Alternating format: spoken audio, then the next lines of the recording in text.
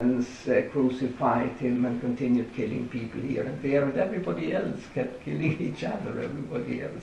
So it was just a messianic hope, and we keep the messianic hope, right? In Catholicism, people have the hope that if they are devotees of Jesus, go to church and so on, something particularly good will happen. Now they can entertain that hope, provided it doesn't happen. Makes me think of Waiting for Godot. Exactly. Yes. Same thing. Right. Well, what did she say? Waiting for Godot. Oh, the Jews also are waiting for the Messiah. Sure. Well, and it's interesting that for Messiah. Yeah, that's right.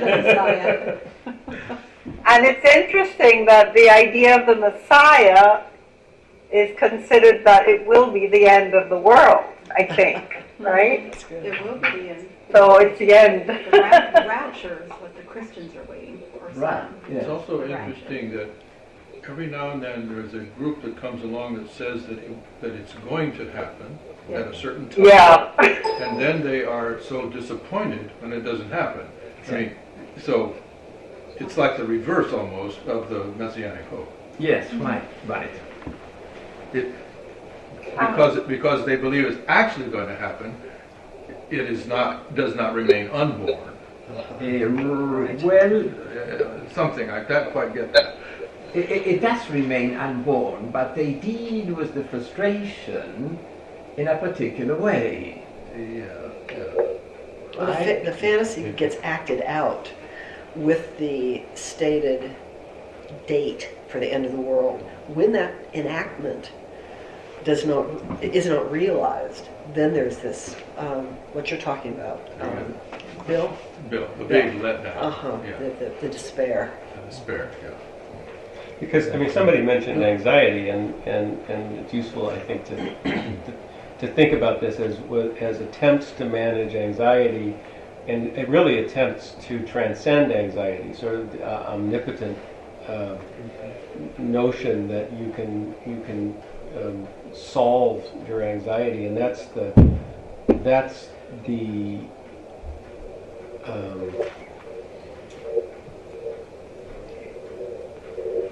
the gambit to avoid thinking, and which would actually be grappling with the anxiety and with the actual conditions of existence and trying to solve them in time.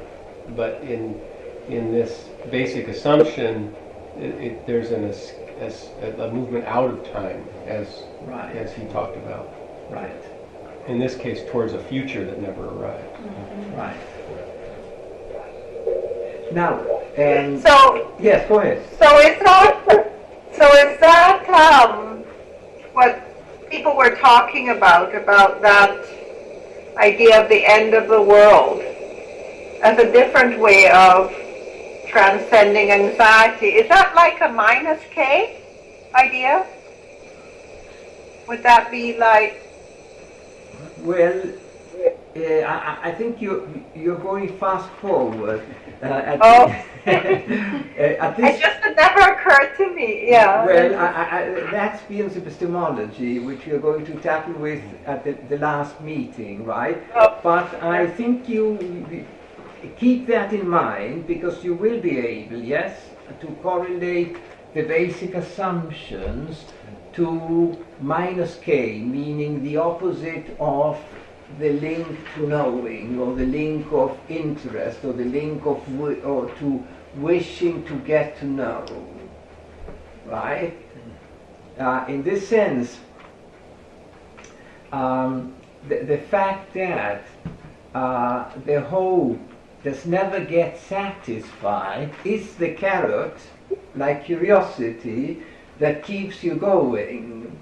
If your curiosity were to get satisfied, right, let's say that a leader does respond to all your answers, that precludes your thinking. Now you don't need to think anymore, because someone has already all the solutions for you. So you just need to relax and let someone else do the work, right? If the Messiah were to come, right, and redeem all our sins, then you would be done. You don't need to even go on living. I mean, you could just die in peace. But what about the fight-flight group, let's say? Before you What go about to- what? Yes, go ahead. When you said that, it made me think about, I don't know if it's intended this way, but the pairing basic assumption, when you were talking, it made it seem related to the dependence basic assumption. Like, it seemed almost developmental. Like first you think there's a leader who can save you. There's one person and you hope that they'll tell you the way. But then in the pairing, it almost seems developmental. You know that maybe two people create something. But it also seems like defending against the first basic assumption, the dependency. It never happens. But so they seem very related. Well, it's interesting. I'm not sure that it's necessarily developmentally one coming after the other, being that Bion at least thinks that it's a mindset that we are all born with, all the basic assumptions. It's not that they develop, actually they don't develop, they interfere with development, but I understand when you're thinking of development, you're not thinking of development in the sense of growth, but development in the sense of becoming manifest, right? Yes, in that regard I would say that certainly the relation of the baby to the breast would be a model or an example of the basic assumption of dependence, whereas once the baby, developmentally a little later, is aware of the triangle formed by mother, father, and the baby, and that there is more than just a breast, then that would link to the basic assumption, or would, let's say, give grounds to the externalization of the basic assumption of pairing, right? I mean, the child that would think that he's safe because mommy and daddy will just take care and provide everything for his or her security. And all children want to think that, even if mommy and daddy oftentimes can't do much, right? I mean, if the house is on fire, mommy and daddy are not able to put the fire out. If there is a war, there's very little that mommy and daddy can do. I mean, see how many children get killed in any war, in Afghanistan only recently. Well, what could the mummies and daddies do? Nothing. But the children want to think that mommy and daddy will know how to stop the wars and how to make everything safe, even if it won't happen, it has never happened, right? Yes. What about fight-flight? Can we go to fight-flight or any further questions? Okay. What about the basic assumption of fight-flight?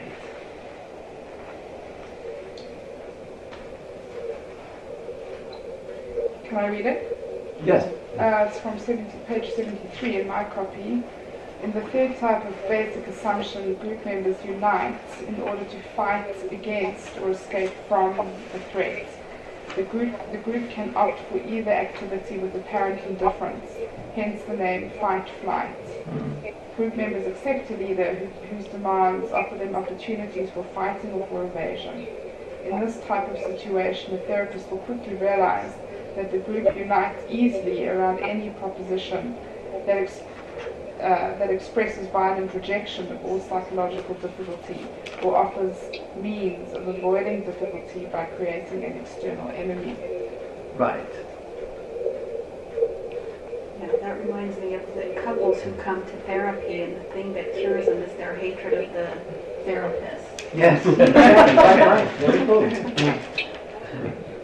Yes. Did you hear that, Judy? No, I didn't hear that. Say it again. That reminds me of the couple who comes to a marriage therapist, and the thing that cures them is their hatred of the marriage therapist. Right. Right. That's why I was wondering if one way in which the fight-flight group could happen is that the group would unite against the leader or the therapist or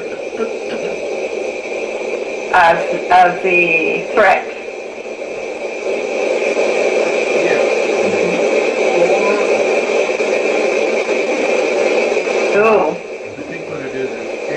time I spoke, something terrible happened. Here, I think in her face. Oh, let's see. Every time what? Bill thinks that there might be air moving through your over your microphone. Robert, Is that possible? Each time you move your laptop, it stops. It's just Yes. a readjustment. Yeah, Yeah. so don't move it, it's okay. No, it's the other way around. I have not moved it, but when the noise starts and I move it, then it's right. Then Yeah, the then sound it's stops. Okay. Yes. Okay. All right. So we have a common enemy here. I feel much better. I'm thinking about Sam's comment about the developmental parallel, and I can't help but think about a teenager in a family system after there's been the identification with the breast in infancy, and then the coming to terms with a parental group, and then fighting, but being very attached to the family system, and then not being able to interrupt the family system, and so having to flee. And it's interesting. Your idea, Sam. I wonder too if you mentioned sort of the liberal notion in the pairing of Obama and Hillary making a utopian world. If this relates to the opposite of that, the fascist side, in a social sense of right-wing groups making an external enemy that they all can gather around and attack Yes. and blame for all the troubles of their internal troubles are externalized to the enemy. Right. Right wing or Fascist, left? Or, fascist. Well, left too. Yeah, I mean, left and right meeting, same fascist place. Exactly. Racism, genocide, Yeah. right? Illness. We have to fight an epidemic. We have to fight an illness, right? Psychiatrists become a fight-flight group, right? If they have to find more and more drugs and spend millions and millions of dollars to fight schizophrenia, autism, or whatever, right? And they're always creating new theories that autism is because you spend too much time on the screen. This was one, we probably read it 2 years ago, that autism was widespread in children of the employees of Microsoft, because the thesis was that the radiations from the screen changed the chromosome of the sperms of the parents, of the fathers, and therefore did some mutation that made the children become autistic, right? Not that the parents didn't devote any attention to the children because they worked around the clock 7 days a week. But this is an example of fight-flight dilemmas or fight-flight basic assumptions rather than thinking, right? Because if you think, you would say, autism has existed for as long as humanity, right? So why is it Microsoft now? Do we have to fight Microsoft and the radiations from the screens? Can that be possible? I mean, if you just think, it doesn't hold, does it? It's sort of like when a patient wants to think about their problems as being biological and not have to think about the dynamic aspect of it. Like, it's easier to say, well, it's chemistry. Yes, And it's it's not. chemistry or it's a gene, nothing to think about, because thinking is not going to help anyway, so why bother?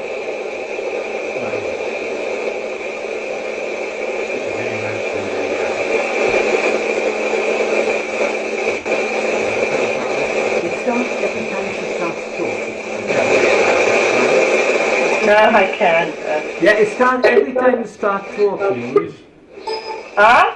When you start talking, then is when the noise starts. No. But you have to talk. Sorry.